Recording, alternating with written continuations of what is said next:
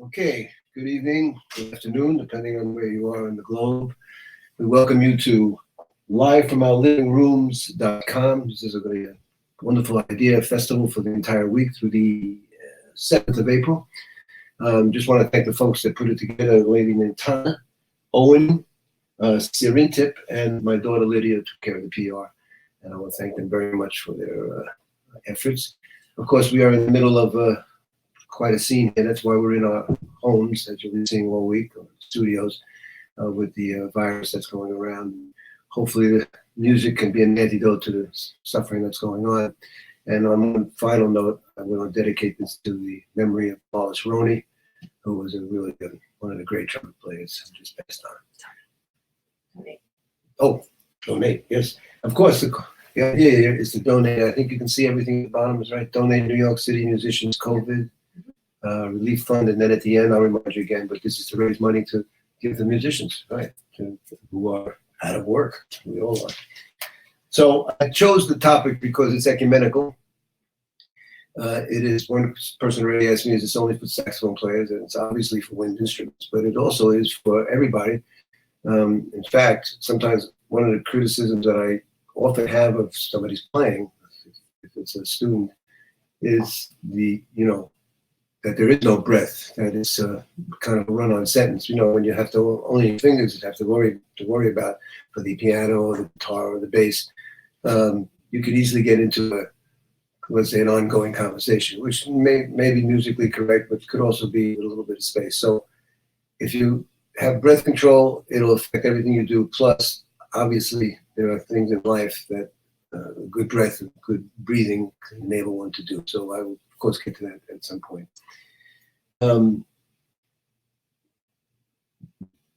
There are some things, of course, that are, as I said, ecumenical, where breathing is important because it supports sound. A good breathing, meaning something like about 80%. So in other words, you're breathing now, everybody watching, or anybody who's alive, you're using about 6% of your capacity. This is a round figure. It means about, 2/3 or so. But there is, of course, a little bit more left over, and it could never be 100% breathing. But we can try to raise the ratio of the breath to the non-breath to get maybe closer to 75 or 80. And that little extra jolt is kind of what can really put us over the top as far as control of breathing. If you have a control of the breath, you'll have a whole bunch of nuances and things open up a little bit more, apparently. So there are some particular reasons for horn players, but again, I just want to mention public speakers, who of course need good breath and good diction and of course power in their voice. Anybody in sports, this is of course number one, which is how do we get energy for what we're doing. And of course childbirth, to relax the cervix, and, to have that activity go smoothly. And in general, of course, for those who have tried or are into meditation, breathing is a gigantic component of meditation, and the teachers and the sensei, whoever, in karate and martial arts, they will definitely be on the case with breathing. They make a big deal out of it, a lot more than we do here in the Western world. And in general, just good health. I always use this metaphor. If you were in the street and you saw a car accident and somebody is laying on the ground and bleeding or whatever, what is the first thing that you would say to them? Probably help is on the way, calling 911 or whatever. But probably, depending on who is doing the talking, the next step would be take some deep breaths, relax, because that will be a way of you trying to confront the situation and not be overexcited, which just exasperates it. So there are plenty of non-musical reasons for and being able to raise that ratio to 60 to 75%. But in general, for a wind player, there are 3 specific musical aspects that a good breath will help to promote.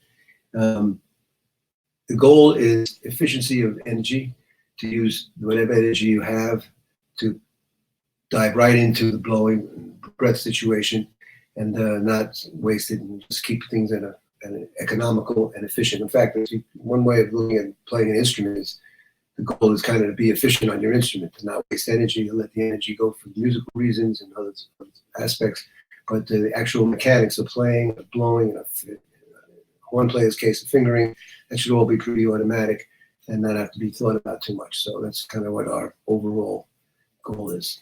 So what are these 3 aspects that a good breath enable you to do it? Usually in a class situation, we go around the table and find out what you think.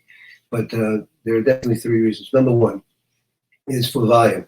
Now, I'm in my apartment in New York City. I haven't been playing too loud at all. So I'm going to just talk it down, but we'll do a demonstration later. It's pretty obvious volume, especially in this age, or since the 60s and certainly the 70s, when electric instruments became more common. Somebody playing a keyboard or a guitar can just plug in, play up to 11, and rely on the electricity and so forth. And of course, I hate to talk about it, like a flute player or a saxophone player in the middle of an electric situation is sometimes quite a disadvantage as far as volume goes. So one definite reason why a good breath is necessary is to be able to have a volume level that will be commensurate with the music and the instruments around you. Obviously, in a duo with a guitar player, saxophone, not going to play loud. But in a big band, when you have to solo in front of like 18 pieces, you have to be able to get a good breath for volume's sake. Number 2, and this is a more musical reason, length of line. In jazz, great example of somebody, and depending on the period of time you listen to Sonny Rollins, but Sonny was, one of the great things about Sonny was that he could play a line that was, I'll say 32 bars of chorus or something like that, but he could play really long lines. And that means that the breath was there ready to serve him. I could give you an example here, but basically if I start playing and I'm really developing something and I'm in the 9th bar or 14th bar or something like that, and I run out of breath, this would be a tragedy. Because after all, coming up with a line that was more than 4 bars long was enough of a challenge. But to be stuck at the end and have the rug pulled out because I run out of volume, little.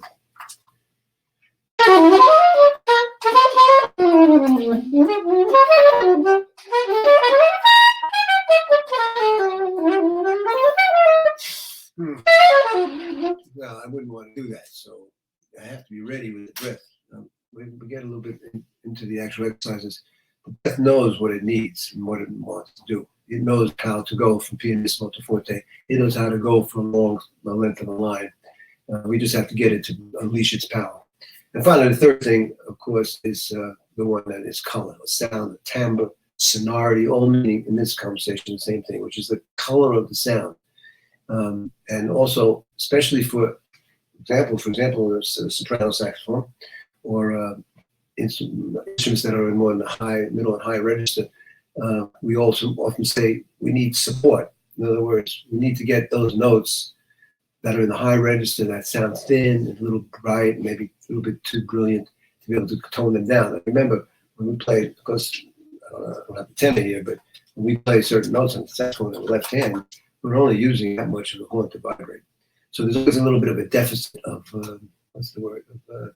color abilities, the ability to colorize the sound, especially when you go up to the higher register.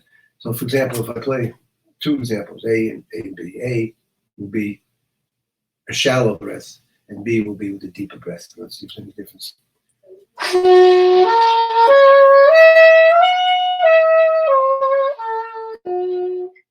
And then.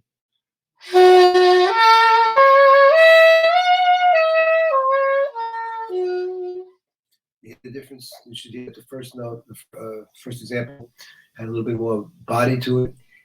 Not to be confused with volume, excuse me, but more bottom to the sound. making it a little bit more pleasing, and especially in soprano. That's a big challenge. In fact, maybe the biggest challenge of soprano saxophone compared to the alto, tenor, of course, baritone, is that we have this very small amount of metal and brass being vibrated, and we are responsible to fill in what's left, and that has to happen between the throat and the larynx and the vocal cords. That's a saxophone lesson I'm not going to cover today, but for the sake of our conversation, it means that you have control of the breath, that you can change the sound of the note just by changing the breath control, the direction of the breath, and all the kind of nuances that happen really right up here, only up here, with the fingers being the result of what we do up here. So just to review, why or what are the advantages of having a good breath, good, deep, full breath? Number one, volume. Number two, length of phrase or line. And number three, color, sonority, ambiance. I like that word also. So these are some musical reasons, and these are horn player reasons. But again, if you go to the other instruments, depending on the touch and the way the musician's playing it, they also have the nuances available. Of course, it's not exactly like breathing like it is for a horn player. But of course, singers are what comes to singers are the extension of the horn. And so singers know this very well. In fact, I remember taking some singing lessons because I wanted to get a little closer to what goes on in the throat and the larynx and the head control and so forth. And I remember the teacher saying to me, he said, when you play high, think low. And when you play low, think high. In other words, offset the natural tendency to go in high is to push up and full up and everything. And you want to keep it bottom, keep something in a more round sound and more ability to color it. And when you're going down, you don't want to be biting up and make the sound go up. So that's a natural tendency that you want to counteract. I thought it was very interesting when these teachers told me that. I never thought of such details. Okay, just to make sure we're good. Okay, so we're going to be talking about three-part breathing. This is partially hatha yoga, and general meditation and breathing exercises and so forth. And usually those masters from that part of the world talk about three-part breathing. Three-part breathing means basically you have the ribs expanding, the diaphragm lowering, and the abdomen enlarging. That's the main action. That's enabling the air to come up and to be a good, good steady source. So for the sake of teaching and for the sake of demonstration, I will divide it into three parts. Although, of course, in the end, we're not going to be sitting on the bandstand thinking number one, number two, number three, obviously. But for practice sake, it's always good to, in general, as a rule of practice and sidebar, is to try to organize things in little bits of information that you can easily practice and repeat, and then worry about the cumulative effect later on. So we'll do that. So the first thing is, of the three aspects, is to get the air from the outside. Hopefully it's good air, and get it to go down as if in a drain down to the bottom, or like a well, collecting the water, pulling it from the bottom. And that means to expand the abdomen area. Now, a few words just to cover it. Stomach, abdomen, same. For the sake of conversation, same is fine. You know what I mean? Also, though, is very important, and this for many years had me confused. The diaphragm. Diaphragm is a muscle. It is dome shaped. It descends when the air comes in, and it ascends when the air goes out, pushing the air, helping to push the air through. It is, according to my teacher, when I studied this with Joe Allard, great guru of saxophone teaching, he would say, you want to get a feeling that the stomach or abdomen is expanding, enabling the air to come in, because air will rush into an empty space. It will do that. So the number one thing is to get the abdomen area, and by the abdomen area, I mean basically the belt line. It means really right near the belt line is. And if you do a circle, a C, and you put your thumb on your belly button, and you just make a comfortable like that, not like that, not like that, but just natural like this.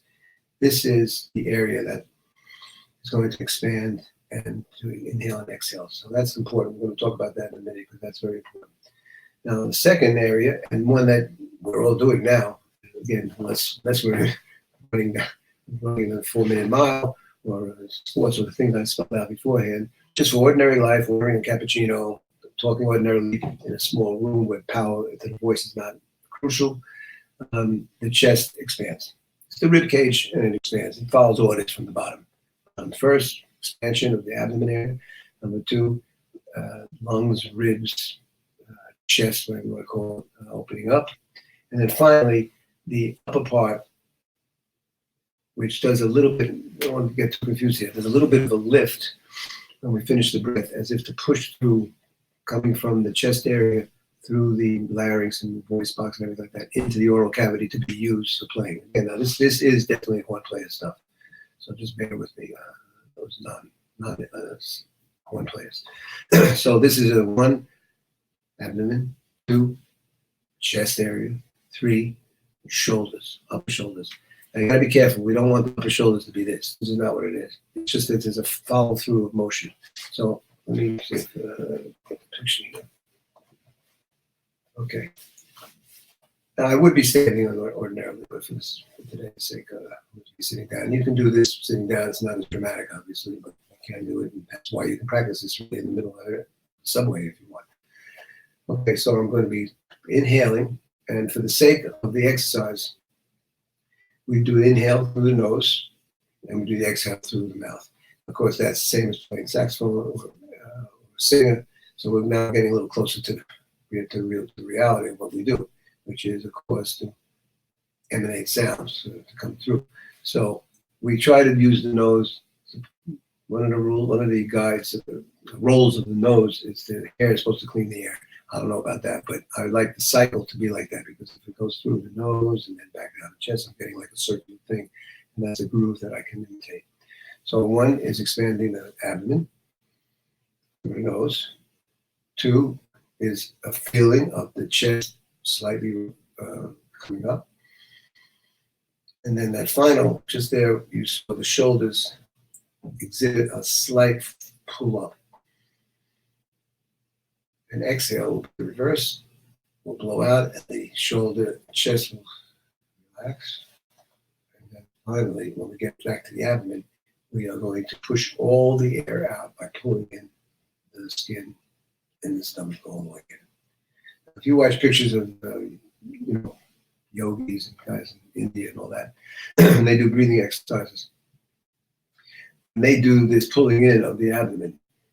They call it trying to touch the kundalini. I don't want to get too heavy or get off the track here. But the kundalini is the bottom chakra, has something to do with the spine and so forth and so on. And what they're saying is, if they can get their stomach or stomach muscles to go in to touch the back, for instance, they've had a complete breath. Now that's of course a little bit much, but remember these guys are sitting there 8 hours a day, so they have a thing they can use.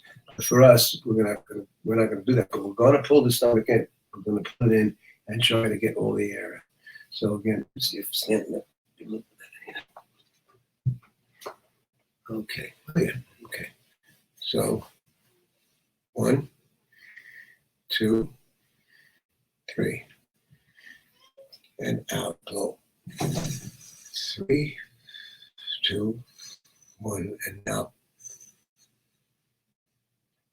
So again, 1, 2, 3, and out. 3, 2, 1.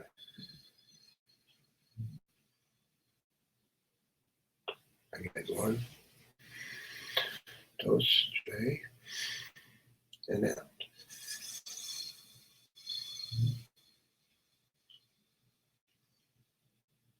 Now you note that, of course, the exhale and the abdomen really work a little bit harder than everything else, because that's where all the action is. And that's where the sound, that's where we're going to have the effect of the sound color. That's the color that's going to, one of the reasons that we're doing this on the horn, because that colors the sound. It's like me singing. Do, do, do, do, do. Or do, do, do, do, do. Of course, I get a little more depth, an appearance of more volume, but definitely more air to play around with and so forth. So it's a 3-part for the sake of the exercise, And then, of course, after you do it for a couple of weeks, something like that, with 1, 2, 3, 3, 2, 1, then of course it's just the flow. It's the flow up and flow down, and it's as smooth as possible. Maybe something like this.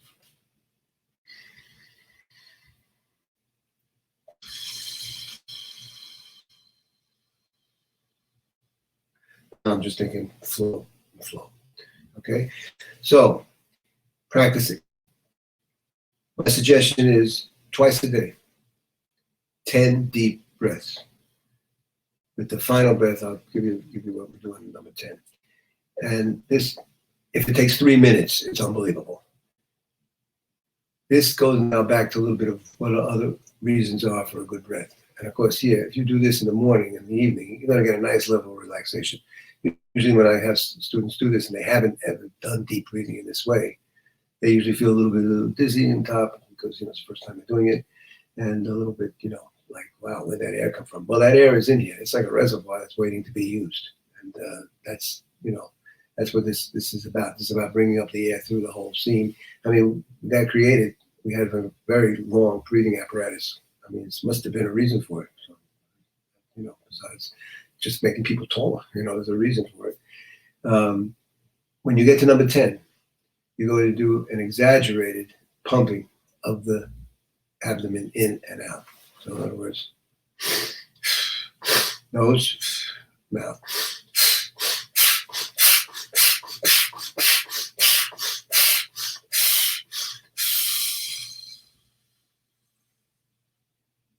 Now, if you were here in front of me, I'd have you put your hand up here and feel the air that I'm exhaling, how it really is much more than you think it is. In fact, I could just time it now for the sake of the video.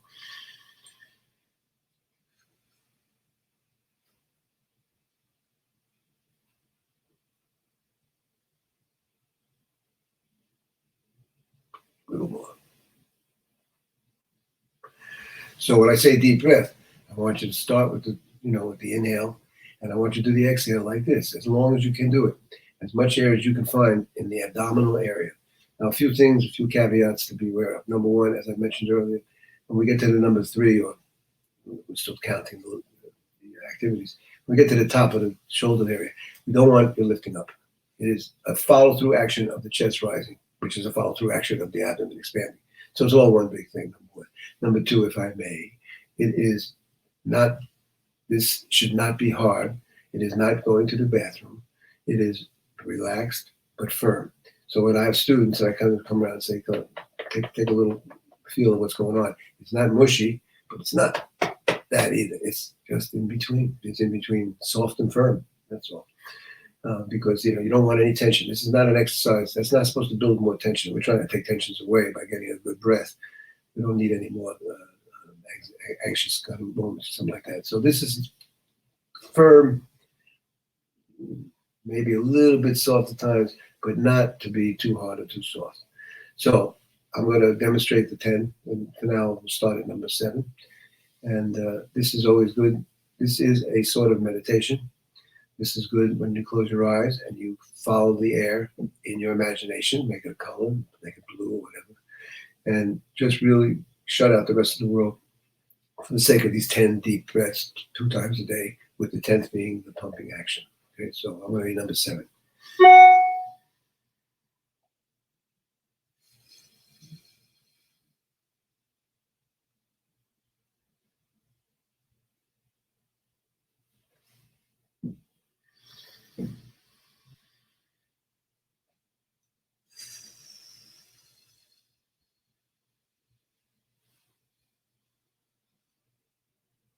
Number 9.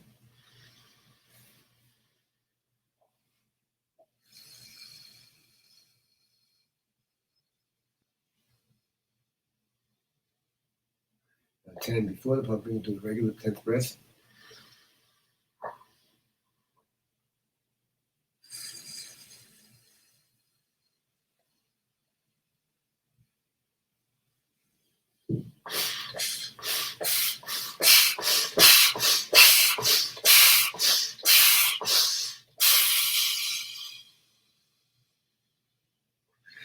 A nice little meditation twice a day.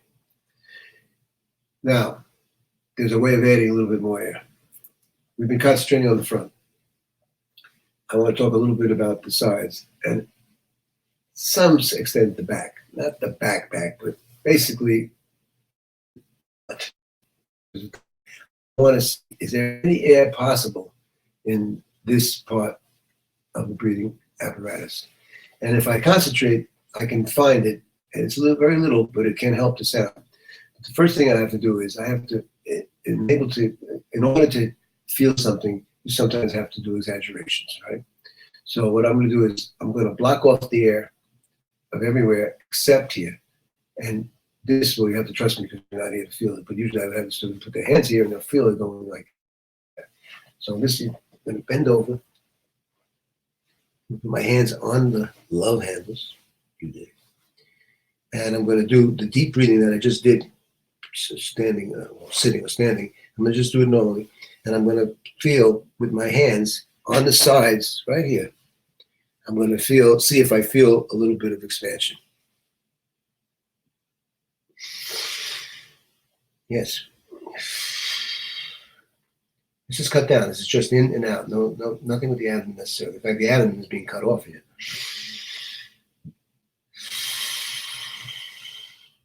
Now, as soon as I can feel it in this position, obviously I'm not going to live my life in this position or play low C like this. I'm going to try to slowly raise up and see how much of that feeling in the sides I can retain until I get back to here. And then, of course, it's what we just did a few minutes ago. So I'm like here.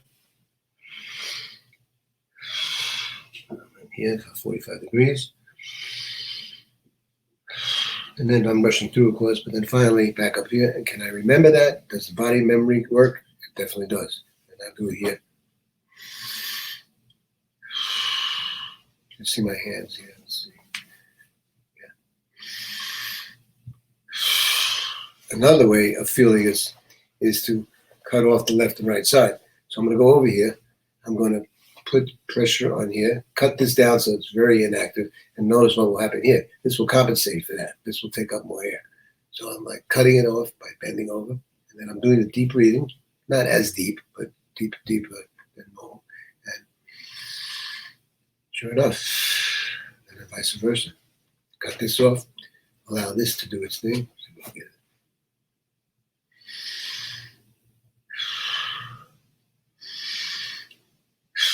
Now, maybe you gain 5%. And of course, you're not necessarily going to be using that when you play, which we're going to go to next. But it is a sensation and a feeling of a full breath that is enhanced by even getting the sides and to some extent the back involved. And making the realization that it's this whole tube, right from here, from the side, from the stomach, abdomen area, up to the chest, up here, into that. Again, the diaphragm, just to repeat, takes care of itself. Don't worry about it. You don't know you have a diaphragm, so don't think about it. Again, I was just mentioning, I was reading books on breathing when I was taking the lessons, and I got very confused because of the diaphragm. I didn't know what they meant. I really didn't understand it. Don't worry about it. It has nothing to do with what we're talking about here. You don't know you have a diaphragm unless you get ill, and then, of course, it's a different story. Okay, now, a little bit more, and then I think we could. Yeah.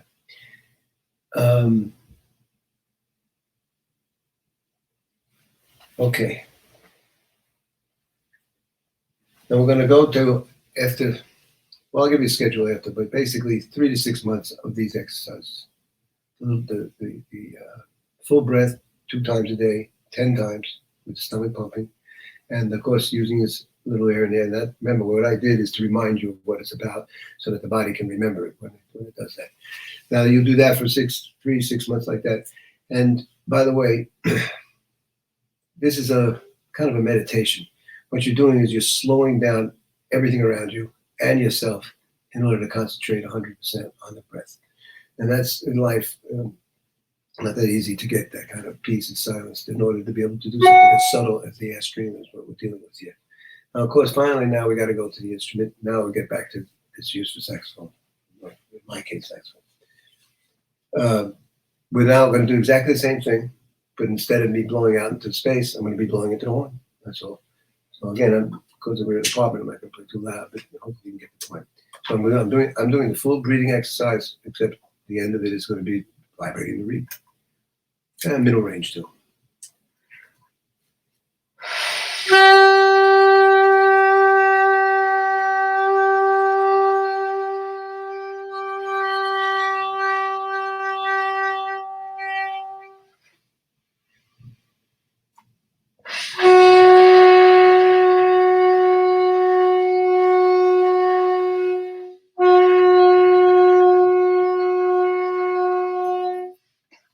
course, standing up would be a little bit more feasible and more real.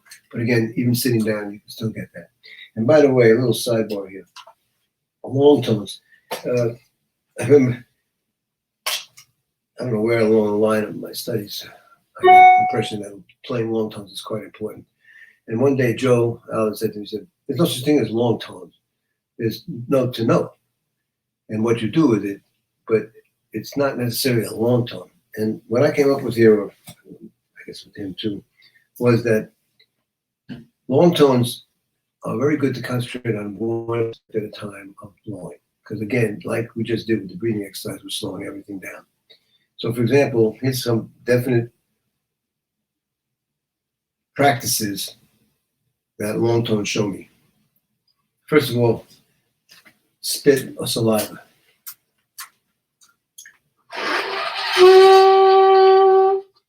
That little crackling, we don't want that. So of course, one thing to do is not too sanitary, but to suck out this excess air, and then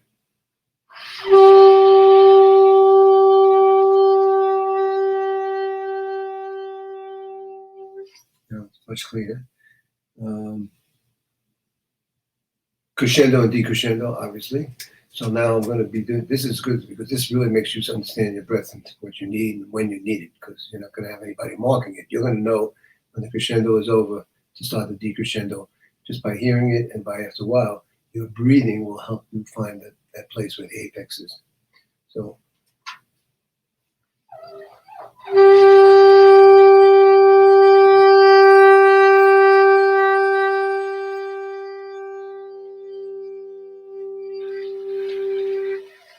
And at the end, add saliva. Again, one more time.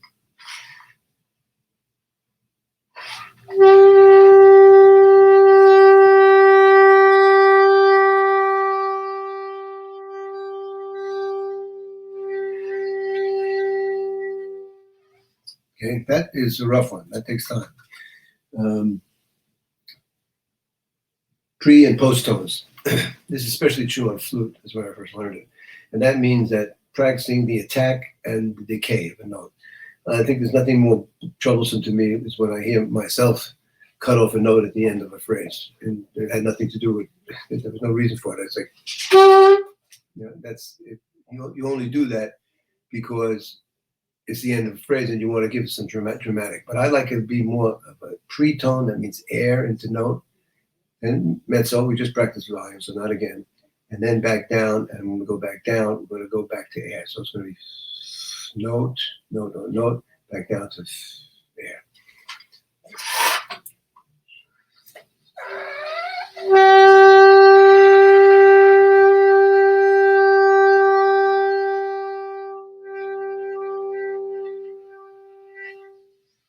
Okay, that's good. Again. No.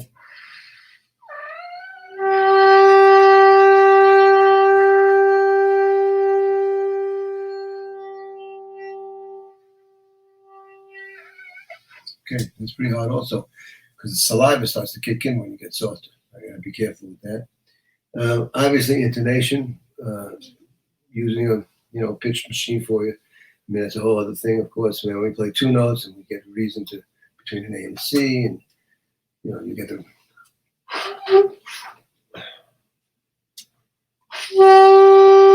If you don't want to shake, you want to use the pitch machine and see that you can stay on the 440 or wherever it is and it doesn't move around. That's another reason for low tones. And of course, just, which I can't do here, is of course real volume. In other words, start soft and go as loud as you can and then back down, like the scale back down. So you know when to do this. So these are just some sidebars about long tones. So when you say to a student to practice long tones, I advise you as a teacher to give them an exact reason why you're doing the long tones this week as compared to maybe next week or whatever. And then the long tones become more useful rather than just some decoration, take up time. They become really practical things, beginning and ending of notes, volume, intonation, disturbance of sound, could do to saliva or any other complications and so forth. So it all becomes part of the thing. Okay, I have one story that I like to tell about Miles Davis. Of course, as soon as you say that, everybody goes, oh, yeah, well, here we go with an oh, yeah story. I played with Miles for about 18 months, 16, 17 months in 73 and 74. And when I left the band to do my own group, Lookout Farm, after about 6 months, I decided I'm going to go visit the master. Now, you know, when you have a mentor, especially somebody of that magnitude, you show respect. I mean, this guy or woman, whoever, took you on a journey and made your life, quote, your artistic life possible. Had one was a contributing factor towards that. So you always look at your masters. Usually you don't know this when you're young. When you get a little older, you go, like, that guy really straightened me out. So I thought I would go up and pay my respects, see how Miles was doing. I had a good relationship with him. So it was just a matter of ringing the doorbell and see what would happen. So I ring the bell. He lived on 78th Street. And I come in, and the first floor was like a little garden area, kitchen area, and a pool table and the instruments and amps and stuff like that. And then upstairs where he lived. So he said, who is it? I said, Dave. He said, come up. And of course the voice, you know, that raspy voice. And I go inside and I'm walking up the steps, and he's at the top step, leaning on the banister. And he don't say nothing. So I'm going, you know, my leg means, you know, I'm doing one step at a time. And I get to the top step, and he gives me a right jab to the stomach. And then he says, you like being a band leader, I can tell. What was he doing? He definitely wasn't trying to hurt me. He could have done that too. But, you know, and I had done some boxing with him, gone to the gym. I like boxing, what I could do. And he was checking out my constitution. He was seeing if I was in good shape. I mean, God forbid I should walk in there and been disheveled and been like, you know, a little bit weird. And say, you get out of here, clean your act up. Oh, he didn't do that, thank God. He was very friendly and very nice. And then we started talking, and then we had somebody asking and so forth and so on. But my point is, for this conversation, the breath control is crucial to your music. People hear sound before they hear anything else. The first thing they hear is sound, and they're going to go, that's number one, that's number two. If you hear Hank Mobley, you know 2 bars of Hank Mobley, not based on what he played, but how he played it, tone-wise. Then you hear Dexter Gordon, and though they may be close in some ways, they're very far in other ways. Saxophone is a great instrument for tone, for individuality of sound. It engenders itself to having a million different sounds we connect up with the saxophone. If you think of a list of saxophone players, tenor and alto especially, you can hear that sound in your head, probably 15 or 20 of them. We could do it, you know, right now. So good breathing means that after a minute, I learned to control the airstream to enhance the art. So.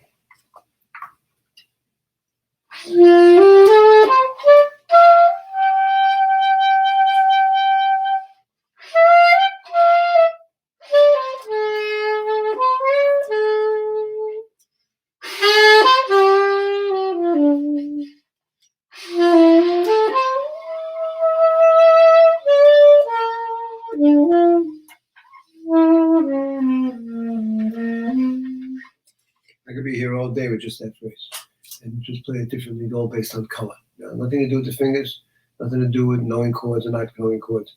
It's just sound, and that's the most important thing, and that's what people will hear first when they listen to you. Okay? I have some questions. Any questions? I have a few.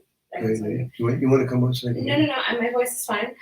So we have 2 questions. Yeah. And just a note too, if the buffer, if the screen or something was out a little bit, so we have to have a little connectivity, this will be available for at least 24 hours on the website, so you can watch the whole thing from start to finish if you miss anything, by the way. So we have 2 questions here. If you have more questions, just ask them and I will read them. We have one question here from Tim. He says, do you know what breathing exercises Sonny Rollins used to do? I do not know. If he did, and I would assume Sonny Rollins did because he did everything. I'm not privy to that information. Next, this is from Carol, and she says, speaking of breath control, Rahsaan Roland Kirk, how was his playing even humanly possible? He was a freak. That's how. He was an extraordinary. He was a really good player. I mean, he had this bag of tricks because of those horns, Manzello and Stritch, tenor, nose flute. He was quite a sight to see, as you can look on the videos. Really, with all this stuff hanging around his neck. He knew when to play what note and what instrument with what fingering. It was unbelievable. He had a lot of energy, and he was really great at fast tempos. That's what I remember about my son. Okay. Anything else? Any other questions? Any other questions? Are we good? We have 4 minutes. Managed to get into Carnegie Hall to see Miles. Okay. I reloaded. Okay. Mr. Liebman, good to see you. Thank you. So that's it. Are there no other questions? Any more questions? Okay. There might be one more.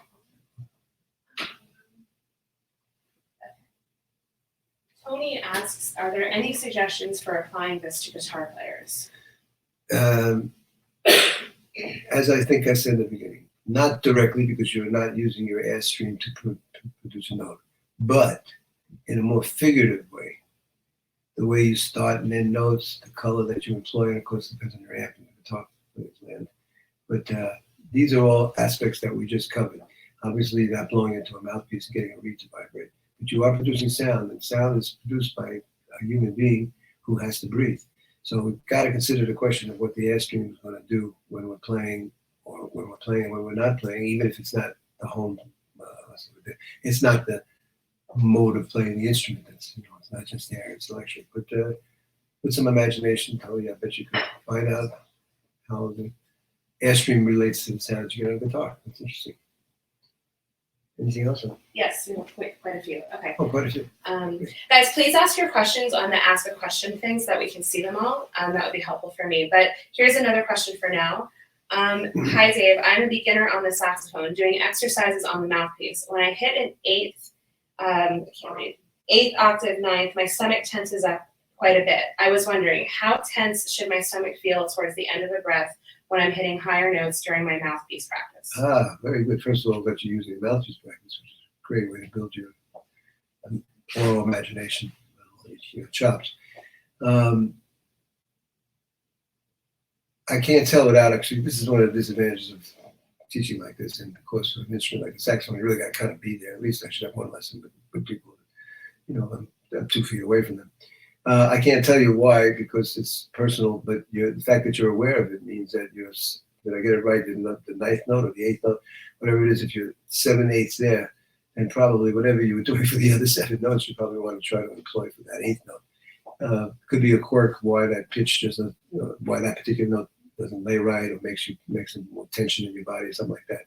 But I wouldn't fret about it either. I mean, these exercises, this long tone exercise, the one we're talking about that you must know about from Joe Howard, mouthpiece alone. Of course, the very important overtone exercises is a whole other thing. They are tools to get your sound together. You're not going to go out there and necessarily play those things, although we do play multiphonics and stuff these days. But you're there to use these tools to enhance your sound, to learn more about your connection between you and your instrument. An instrument is a piece of brass. You have a body that's vibrating. It's the vocal cords that are vibrating, the lips are vibrating, the reeds vibrating, etc., etc. There's a lot of little factors that go into playing the instrument.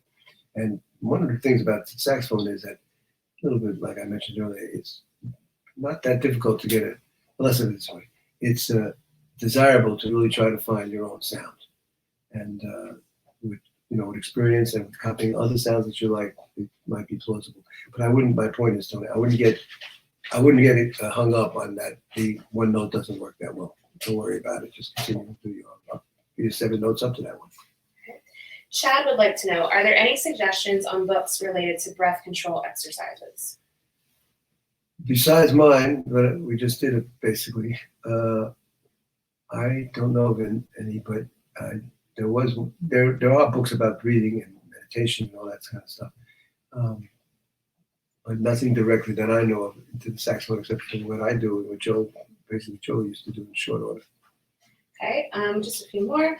This is from Dylan Jones. He wants to know, can these breathing exercises help improve the timbre of the instrument? Well, that's the whole point. Not about improve, but find your timbre that suits you. In other words, you have in your ear the capability of having a sound that you like, and you want to get that instrument to portray what you want. I remember Phil Woods telling me once a funny story. It's very short. You know, when somebody likes the way you play, they come up to you and say, "What kind of horn you got?" and so forth, and that kind of stuff. So somebody did that to Phil and said, "Jim, what kind of horn you play, man? The horn sounds great."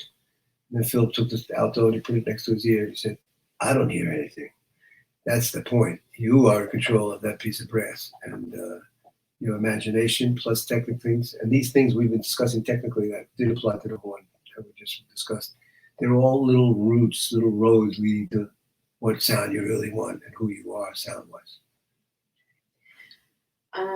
We are gonna, okay, so no more questions because we have too many. So one question, if you haven't asked already, that is, one question that we do have is if you have any tips for ear training.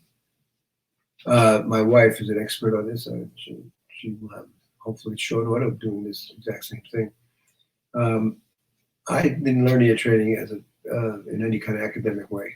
In fact, I didn't learn jazz in an academic way. In the 60s, my time of learning, my main period. In the 60s, there was really not many people teaching this music of any sort. Probably you could get ear training in a conservatory. But this is a question that I would put to my wife, who had the whole system on this. And it's a very important component of ear training, and it's not sometimes not given fair, a fair break. I mean, it's like, it can be tedious, it can be boring, but it also is extremely beneficial.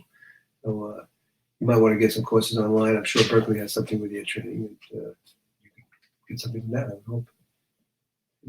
Mom's name, Caris, Caris, excuse me.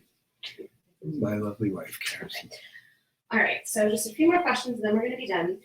This is a question that says, does the mouthpiece really make a big difference, or a good player can get a nice sound from any properly faced mouthpiece? Well, you got it right there. Just the second part of that sentence is the point. The mouthpiece is a vehicle for you. It's a vehicle that we just discussed. It's like what you hear in your head and your ability to get it out. Certainly there are differences in mouthpieces, especially material, wood, rubber. They're making those colorful ones in Paris now. It looks like plastic. With differences between mouthpieces, your first part of your sentence comes true. I mean, a good musician, a good saxophone player, is understanding the principles of what's vibrating and how it feels, and pretty much can take any mouthpiece. I used to, when I would go to lessons with Joe Allen, he would invariably do something you could never do now. He would take my hand and he said, "Give me that mouthpiece." I'd give it to him, and he plays it. "Yeah, this reads all right. This mouthpiece could be a little bit more open, but it's okay." He would check you out, make sure that you're on the right path. So I think a mouthpiece has a difference, but it often leads to too much money for the difference. And really, is there such a large difference that needs to be negotiated? I'm not so sure. I know that spending a lot of money is really a little bit of a travesty. All right, so our last question for now. This is from Miguel. Not sure if he can answer, but he says, do you have any tricks or tips when you cannot make sound or noise because of your neighbors? Well, we're doing this for the first time. We've been here about 6 months, and I have a light on it. So I don't know. I hope it'll go by. I'm not going to play loud in here, but I would like to teach piano over here. I would like to do some teaching like this. All right. So with private lessons, let them know you do them. Yes, you can get in touch with me, of course, on my website. And don't forget to please put a donation into this cause and this wonderful week. This is the first day, and it's going on till April 7th. And they have a great lineup. You go online, you see who's playing. Some people I'm not even familiar with, and all seemingly duos for the most part, which of course is a little easier to do. And then, let's see how many people have trouble with their neighbors after they do their little dance next week. Okay.